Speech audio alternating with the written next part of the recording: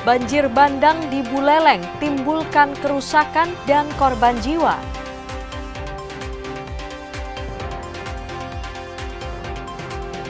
Daya tarik ogoh-ogoh di Badung Saka Fest.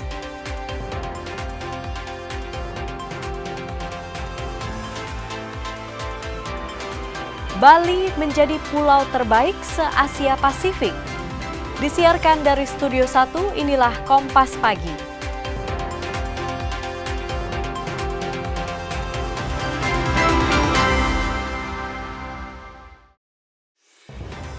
Om Swastiastu. Selamat pagi saudara, Kompas Pagi kembali hadir menjumpai pagi Anda. Selain 3 berita utama tadi, tim redaksi juga telah menyiapkan sejumlah informasi pilihan lainnya dari kabupaten kota di Bali. Tak ketinggalan, berita olahraga juga akan kami hadirkan dalam segmen Kompas Sport. Follow Instagram kami di Kompas TV Dewata dan @Facebook kami di Kompas TV Dewata. Juga saksikan serta subscribe tayangan kami di channel YouTube Kompas TV Dewata. Bersama saya Permana Dewi, kita simak informasi selengkapnya dalam program Kompas Pagi, edisi Senin 9 Maret 2026 di Kompas TV Independen Terpercaya.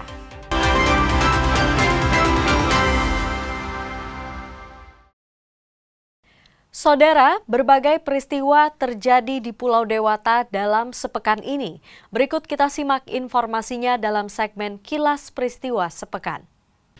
Penutupan ruang udara di sejumlah negara kawasan Timur Tengah berdampak pada sejumlah penerbangan internasional di Bandara Internasional I Gusti Ngurah Rai Bali. Hingga Rabu siang, total 35 jadwal penerbangan rute Timur Tengah tercatat mengalami pembatalan baik keberangkatan maupun kedatangan. Pasca serangan Israel dan Amerika ke Iran mengakibatkan penutupan sejumlah ruang udara di negara di kawasan Timur Tengah. Gubernur Bali Wayne Koster bilang, pasca memanasnya kondisi di Timur Tengah, Bali mengalami penurunan wisatawan sebanyak 800 orang, utamanya wisatawan asal Timur Tengah. Di tengah meluasnya konflik peperangan di Timur Tengah ini, satu keluarga dari Jembrana Bali yang usai melakukan umroh selamat dan berhasil pulang ke Indonesia. Menteri Lingkungan Hidup Hanif Faisal Nurrafiq usai aksi bersih pantai di Jimbaran Badung memutuskan untuk membuka kembali insenerator di Badung mulai Kamis ini. Namun insenerator hanya bisa digunakan dengan sejumlah persyaratan khusus. Saudara, 4 kecamatan di Buleleng, Bali terdampak bencana banjir akibat hujan deras pada Jumat malam. Terparah di Kecamatan Banjar, banjir bandang menerjang puluhan rumah warga dan fasilitas umum. 4 orang dinyatakan hilang terseret banjir bandang. Masih nampak jelas lumpur menutupi jalan-jalan di kawasan Desa Banjar, Kecamatan Banjar, Buleleng, Bali. Sisa-sisa banjir masih memenuhi kantor Banjar Atas Alas Arum, Desa Banjar. Tembok roboh diterjang banjir bandang. Lumpur, batu, sampah, patahan pohon juga nampak di halaman rumah warga. Dengan perlahan warga mulai membersihkan semua sisa-sisa yang menerjang pada Jumat malam. Banjir terjadi sekitar pukul 21 WITA. Luapan air mencapai tinggi pinggang orang dewasa. Dan banjir mulai surut sekitar pukul 1 dini hari. Penuturan warga terjadi 4 kali gelombang air besar yang menerjang rumah mereka. Warga berusaha bertahan di tengah rumah mereka dan baru berani keluar saat air benar-benar surut. Halaman rumah mereka telah dipenuhi lumpur dan potongan-potongan pohon yang terbawa banjir. Beli keluar gitu karena karena tak kira gini apa namanya? Sambaran petir, langsung keluar ngecek, tiba-tiba itu udah airnya langsung meluap. Langsung tutup pintu. Langsung tutup pintu. Soalnya berdua sama nenek. Enggak, awalnya di sini nggak ada hujan, nggak ada apa. Saya buka pintu langsung, itu udah airnya langsung semua naik. Tapi deras nggak airnya kemarin? Wih, deras. Itu tembok hancur semua hancur. Tapi pintu nggak, syukurnya nggak jebol. Pintu nggak. Hujan deras yang terjadi pada Jumat malam berdampak pada terjadinya bencana di berbagai wilayah di Buleleng, Bali. Tercatat 4 kecamatan terdampak bencana, di antaranya Kecamatan Busung Biu, Seririt, Sukesade, dan Banjar. Kecamatan Banjar Buleleng, Bali menjadi kecamatan terdampak bencana yang paling parah. Puluhan rumah dan fasilitas umum rusak parah. Selain itu, 4 orang dinyatakan hilang terseret air banjir bandang. 1 orang telah ditemukan pada Sabtu dini hari dan 1 orang lain berhasil ditemukan saat Sabtu sore. 2 orang remaja masih dinyatakan hilang. Akibat cuaca ekstrim yang terjadi semalam, beberapa kejadian bencana alam melanda Kabupaten Buleleng. Pertama di Kecamatan Busung Biu, Kecamatan Seririt, Kecamatan Sepusade, dan yang paling parah di sini di Kecamatan Banjar. Jadi banjir bandang dan mengakibatkan ada korban jiwa. Kebersihan ini kan dampak daripada banjir bandang ini luar biasa. Ada kerusakan rumah, kemudian ada sampah-sampah yang memang dibawa oleh banjir bandang itu yang kita tangani segera. Pembersihan sisa-sisa banjir terus dilakukan. Bantuan awal seperti terpal, alas tidur, dan sembako untuk warga terdampak sudah mulai disalurkan. Pendataan korban terdampak bencana pun terus dilakukan. Pemerintah akan segera mendirikan posko bantuan bencana. Kardiana Rayana, Kompas TV, Buleleng, Bali. Penutupan ruang udara di sejumlah negara di kawasan Timur Tengah masih berdampak pada sejumlah penerbangan internasional di Bandara I Gusti Ngurah Rai, Bali. Sejumlah penumpang terpaksa menunda perjalanan, sementara sebagian lainnya memilih mencari rute alternatif bahkan dengan biaya yang lebih mahal demi dapat segera melanjutkan perjalanan mereka. Penutupan ruang udara di sejumlah negara di kawasan Timur Tengah masih berdampak pada penerbangan internasional dari Bali. Hingga Rabu siang, Bandara Internasional I Gusti Ngurah Rai, Bali mencatat total 35 jadwal penerbangan terdampak, terdiri dari 20 penerbangan keberangkatan dan 15 penerbangan kedatangan. Dampak pembatalan penerbangan ini turut dirasakan sejumlah penumpang yang telah memiliki rencana perjalanan, termasuk pekerja migran Indonesia yang akan berangkat ke luar negeri. Salah satunya Heni, seorang tenaga kerja Indonesia yang dijadwalkan berangkat menuju Turki dengan maskapai Qatar Airways. Akibat pembatalan penerbangan, Heni terpaksa mengajukan penjadwalan ulang dan masih menunggu kepastian kapan dapat berangkat. Ya, jadi ya kita tunggu kebijakan dari maskapai bagaimana.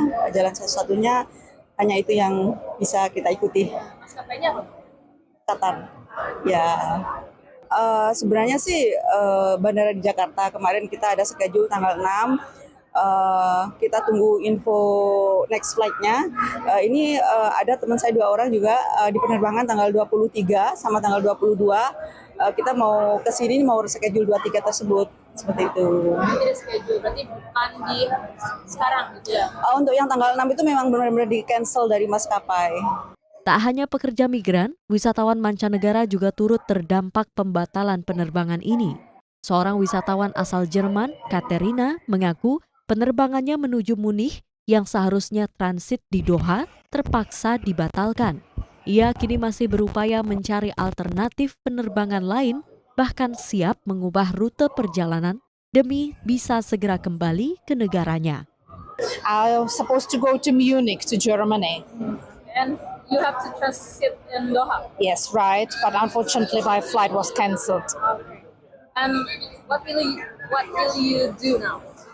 I was trying to search new flights, but the prices are crazy, and actually there are no dates within a short time period. So I hope that they will try to find some solution.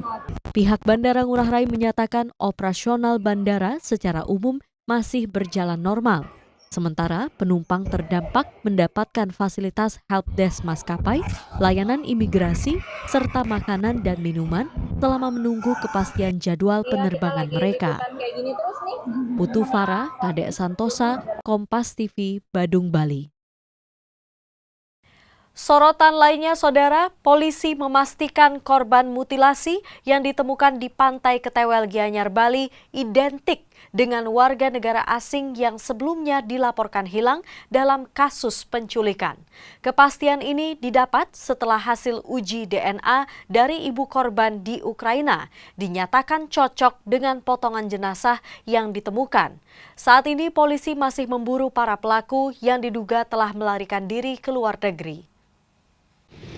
Kabid Humas Polda Bali, Kombes Pol Arya Sandi, Jumat pagi bilang, setelah menerima hasil sampel DNA ibu korban dan mencocokkan sampel DNA darah yang ditemukan di dalam mobil, villa di Tabanan, dan 6 bagian potongan sampel tubuh, diantaranya potongan tulang gigi geraham, tulang selangka, potongan tulang paha, tulang iga, tulang jari kaki, dan potongan tulang kering, yang ditemukan pada gigi geraham, tulang selangka, potongan tulang paha, tulang iga, tulang jari, dan potongan tulang kering yang tadinya milik Mr. X adalah benar berhasil dianalisis berasal dari individu laki-laki, ya, kromosom XY.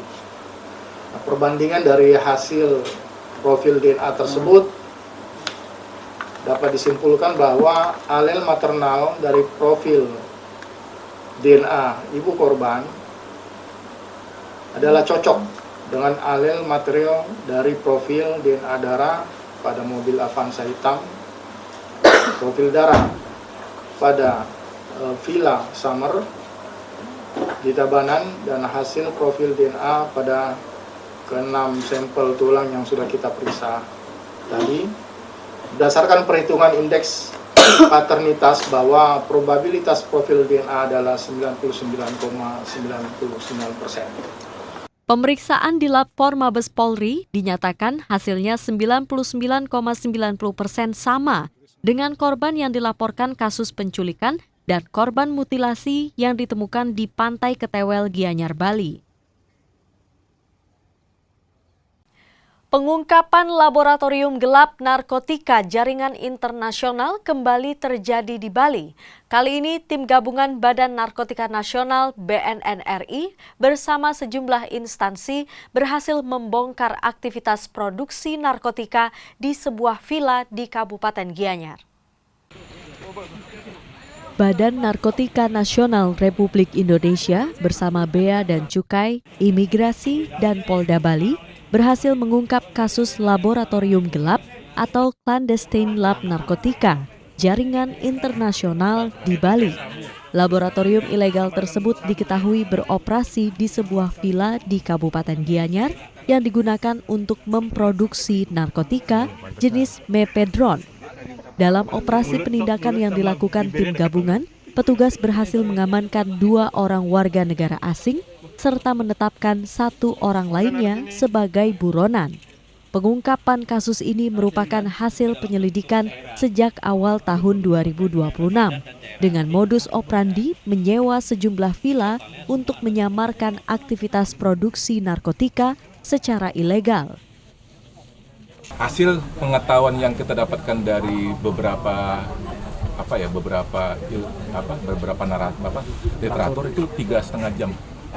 Ya, 3,5 jam. Pak, peredaran. Yang di Sukawati itu apa? Banyak lagi ya terus ya. Hah? Tadi nggak dapat Yang di nanya, Pak. Kenapa? Tadi ada di awal di Sukawati itu apa? Kan ada 2 lokasi tadi. Nah, yang di Sukawati ada tempat kita waktu itu nangkap si cowok, yang cowok. Oh, yang cowok. Yes, Ah. ya. Pak, Itu artinya salah satu villa Memang terpisah ya tinggalnya. terpisah. Pak, peredarannya dari sini kristal serbuk, kemudian Nah, dari makanya saya pengguna. bilang kita akan periksa dulu yang bersangkutan, kan kita kembangkan lagi. Tapi kan belum jadi nih peredarannya, kan dikendalikan oleh namanya seorang perempuan yang mengaku sebagai namanya SK tadi itu. Apakah SK ini yang juga mendanai itu, Pak? Kita belum sampai ke sana, tetapi hasil pemeriksaan kita terhadap orang ini bahwa mereka dikendalikan oleh namanya S. Dari hasil penggeledahan, petugas menemukan narkotika jenis mepedron dalam bentuk padat dan cair, serta berbagai prekursor atau bahan kimia dan peralatan laboratorium yang diduga digunakan untuk memproduksi narkotika. Atas perbuatannya, para tersangka dijerat pasal berlapis dalam Undang-Undang Narkotika dengan ancaman pidana mati, penjara seumur hidup, atau pidana penjara paling lama 20 tahun. Putu Farah, Nyoman Sudarmike, Kompas TV, Gianyar, Bali. Daya tarik ogoh-ogoh di Badung Sake Fest. Informasinya sesaat lagi, tetaplah bersama kami dalam program Kompas Pagi.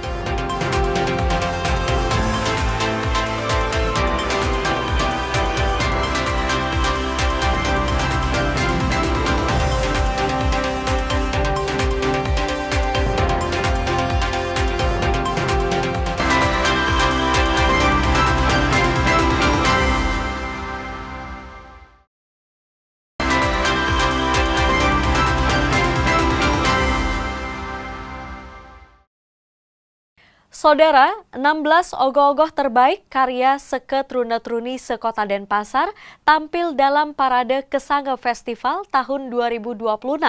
Ajang kreativitas sekaligus penguatan budaya Bali ini mendapat apresiasi dari pimpinan pemerintah Kota Denpasar.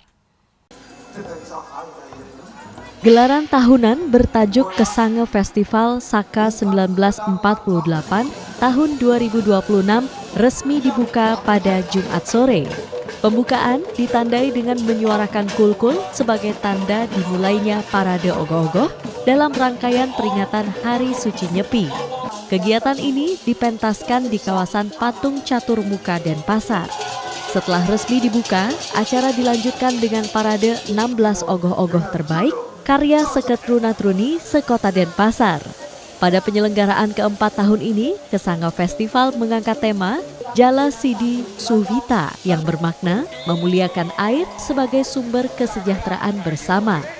Wali Kota Denpasar, I Gusti Ngurah Jayanegara, menyampaikan kegiatan ini digelar agar para kreator ogoh-ogoh di Kota Denpasar memiliki ruang untuk berkompetisi secara sehat dan produktif.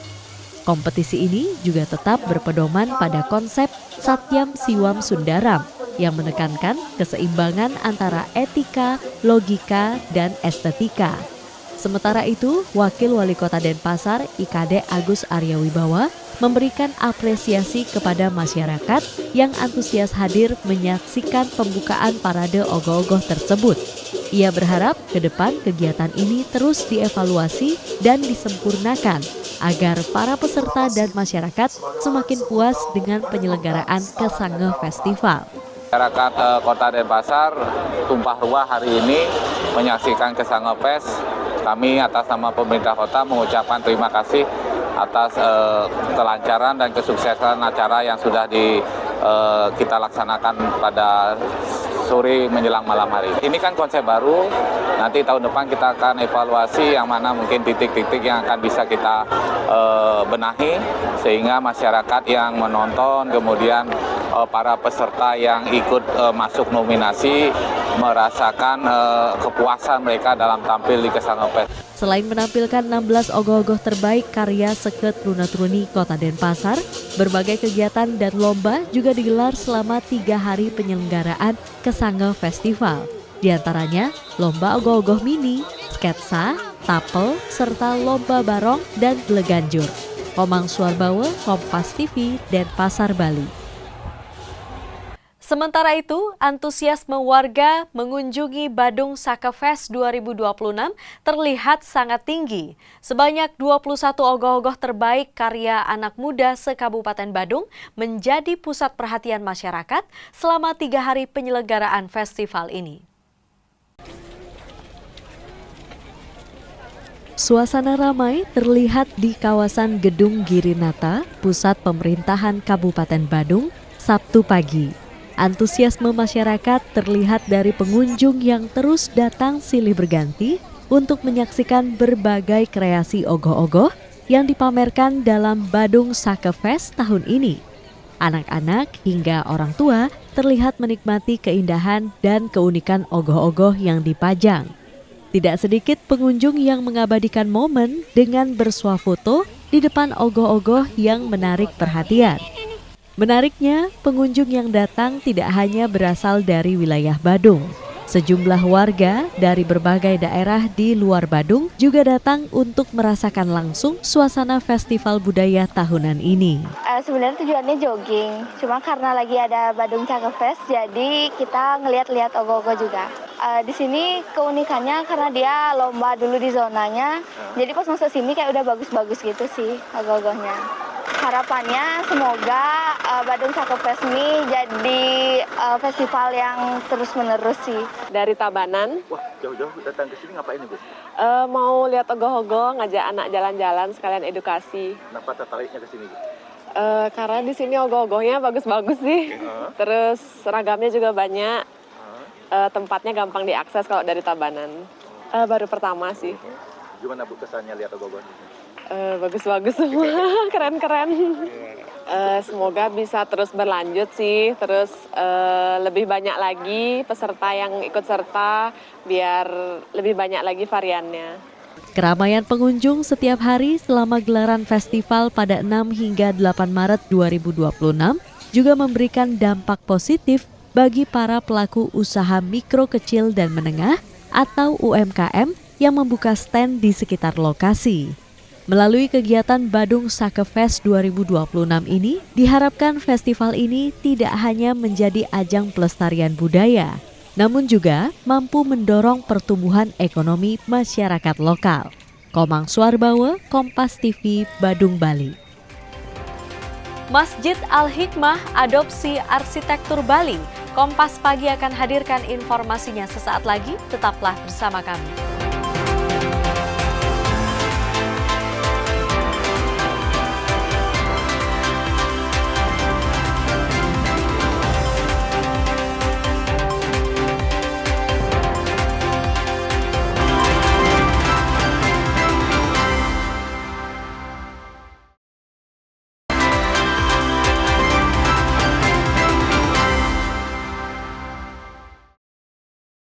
Saudara, Kompas Pagi masih menemani Anda dengan berbagai informasi inspiratif. Saudara, Masjid Al-Hikmah di Denpasar tampil unik dengan mengadopsi arsitektur khas Bali. Berdiri sejak 1978, masjid ini menjadi simbol akulturasi dan toleransi antar umat beragama. Tak hanya tempat ibadah, kehadirannya mengirimkan pesan kuat tentang saling menghargai di tengah keberagaman. Selengkapnya berikut kita dengarkan wawancara jurnalis Kompas TV Putu Farah dan juru kamera Kadek Santosa dengan Haji Suwarno selaku Ketua Takmir Masjid Al-Hikmah Denpasar. Saudara, jika selama ini kita mengenal Bali dengan pura dan juga ornamen khasnya, namun di Denpasar terdapat sebuah masjid yang berdiri dengan megah menggunakan arsitektur Bali, namanya Masjid Al-Hikmah. Dan bagaimana sih sebetulnya motivasi daripada pembangunan masjid dengan arsitektur Bali ini? Kita langsung saja bertanya dengan Bapak Haji Suwarno selaku Ketua Takmir Masjid Al-Hikmah. Selamat pagi Pak Haji. Selamat pagi. Baik, selamat pagi juga Pak Haji ya. Sebelumnya saya ingin menanyakan sebetulnya bagaimana sih sejarah daripada pembangunan masjid ini dan dari sejak kapan sih sudah dibangunnya Pak Haji? Baik, Masjid Al-Hikmah ini dibangun oleh Bapak Haji Abdurrahman sejak tahun 1978 dengan bentuk yang biasa, tujuannya untuk menampung karyawannya. Selanjutnya tahun 1995 masjid ini dipugar oleh Bapak Sunarso dengan style yang seperti Ibu lihat sekarang. Kenapa? Inilah bentuk cara kami menghormati kearifan lokal sekaligus untuk menjaga kondusivitas dan menyamobraya bersama lingkungan khususnya dan umumnya Bali. Baik, terus siapa sih yang menjadi inisiator dibangunnya masjid dengan arsitektur Bali ini dan dari mana sih ide daripada pembuatan masjid ini gitu Pak? Kalau yang punya inisiator Pak Sunarto, saya ulangi Bapak Sunarso, dikerjakan bersama pelaksananya itu Pak Wayan Kosim. Beliau memang orang Bali. Jadi style di sekeliling batu-batu hitam itu dikerjakan oleh saudara-saudara kami dari Bali. Baik, berarti ternyata terdapat kontribusi dari orang Bali sendiri ya dalam pembuatan daripada masjid dengan arsitektur Bali ini. Kemudian Pak, bagaimana sih bentuk daripada toleransi yang bisa dijabarkan di Masjid Al-Hikmah ini? Kan juga kita terdapat pemukiman orang Bali juga di sini banyak begitu Pak Haji? Ya, kami bersama saudara-saudara Muslim begitu dekat dengan lingkungan, khususnya saudara dari Bali. Dan saya merasa, atau kami merasa, masjid kami justru dijaga oleh saudara-saudara saya yang ada di Bali. Cara kami mengikat persaudaraan itu agar lebih dekat, misal kami sedang Idul Kurban gitu ya, mengadakan pemotongan hewan di waktu hari raya Kurban, kami berbagi mulai dari ujung WR Supratman sampai ujung bypass Soka sana. Berarti semuanya dibagikan begitu ya, seperti ngejot dalam tradisi Bali begitu ya Pak ya. Dan selanjutnya Pak Haji, mungkin terakhir kita tanyakan bagaimana sih himbauan untuk rekan-rekan masyarakat muslim yang sedang melaksanakan puasanya saat ini, dan di tengah nanti di bulan Maret kita juga bulan Ramadan sangat dekat dengan perayaan Nyepi di Bali begitu Pak Haji. Bagaimana sih toleransi yang bisa dihimbau begitu? Nggih. Kalau untuk warga muslim sendiri menghadapi bulan suci Ramadan, harapan kami bersabar. Ujiannya banyak, urusan perut terutama, dan urusan mata. Tapi kalau untuk menjaga toleransi, insya Allah kami bertahun-tahun selalu berhimpitan dengan Nyepi gitu ya. Kami selalu menekankan tidak usah takbir. Walaupun jauh dengan Hari Raya Nyepi, kami tidak berusaha untuk takbir keliling. Apalagi kalau Nyepi, kami tidak melaksanakan apapun termasuk di masjid, kecuali takbir bisik-bisik di dalam tanpa speaker. Artinya di dalam, lampu ya benar-benar mati. Kami sangat mengetahui hal itu dan kami sangat menghargai itu demi kenyamanan bersama. Baik, terima kasih Bapak Haji. Baik, itu dia tadi saudara, kita sudah dengarkan statement dari Bapak Haji Suwarno selaku Ketua Takmir Masjid Al-Hikmah mengenai motivasi dan juga sejarah terbangunnya masjid dengan arsitektur Bali ini di Denpasar Timur. Jadi harapannya agar di bulan suci Ramadan ini agar Masjid Al-Hikmah sendiri tidak hanya menjadi sekadar tempat ibadah namun juga simbol daripada kebersamaan dalam keberagaman masyarakat di Indonesia, khususnya di Provinsi Bali. Putu Farah, Kadek Santosa, Kompas TV, Denpasar, Bali. Saudara, setelah jeda berikut kami akan hadirkan berita olahraga dalam segmen Kompas Sport. Tetaplah di Kompas Pagi.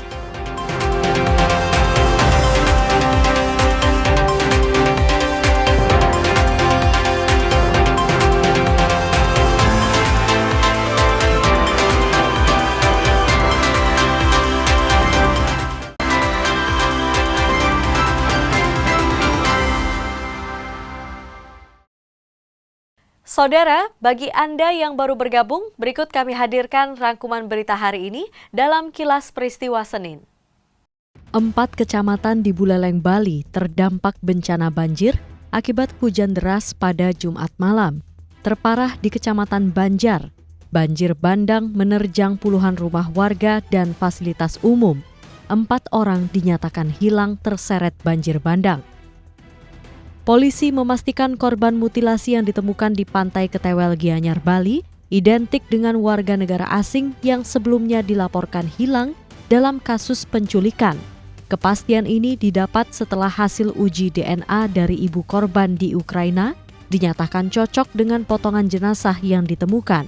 Saat ini polisi masih memburu para pelaku yang diduga telah melarikan diri ke luar negeri. Pengungkapan laboratorium gelap narkotika jaringan internasional kembali terjadi di Bali. Kali ini tim gabungan BNN RI bersama aparat terkait dan sejumlah instansi lainnya berhasil membongkar aktivitas produksi narkotika di sebuah villa di Gianyar. 16 ogoh-ogoh terbaik karya seketrune-truni sekota Denpasar tampil dalam Parade Kesange Festival tahun 2026. Ajang kreativitas sekaligus penguatan budaya Bali ini mendapat apresiasi dari pimpinan pemerintah Kota Denpasar.